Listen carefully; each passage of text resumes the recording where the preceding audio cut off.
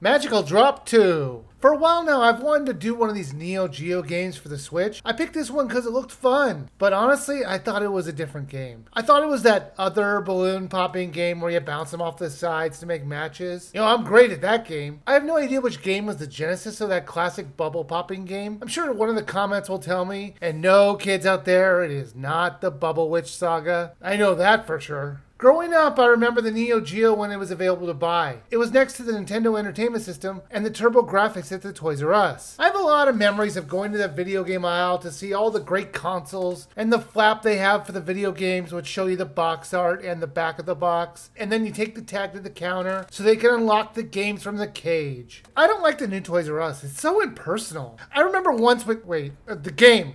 I have to focus. I sometimes go on these massive tangents. Anyways, the Neo Geo was always a system that you were impressed with, but would never buy. It cost about $400 to $600 for a system, and the games were about $200 a piece. The reason it cost so much was that it was arcade quality, and the novelty of having an arcade in your house was a strong pull for kids. And even as an adult, as you guys may know, as I've done reviews on my two arcade machines that I own, the PlayChoice 10 and Double Dragon. So I understand the idea behind it, but it was just too much money to make a real dent in the market. Now, a company is releasing Neo Geo games every week now, which is incredibly odd. There is no virtual console for the Switch, yet they're allowing console games for it. Why not make them wait until they have a proper one? Or release it on the Wii U in the meantime? What is going on here? It just doesn't make a lot of sense. Now, Magical Drop is a simple puzzle game. They have an English and Japanese mode available to play, plus two other modes called High Score and Caravan. High Score has you try and get a high score, and Caravan gives you 5 minutes to get a high score. Both of these versions have you playing against the computer. The idea behind this game is that you see different colored balloons or bubbles or maybe drops of water. Well, whatever you want to call them. You grab one and you place it somewhere else on the board. 3 or more of the same color will make those colored attached bubbles disappear. There are special ones that can block your path, or ones that take out a line or delete all the same color off the board. In the English version, there are 2 options: free play and playing against an opponent. The odd part was that if you played free play single player, they insisted on starting you out on a medium or hard mode. Where is the easy mode? Even in the crazy huge options menu,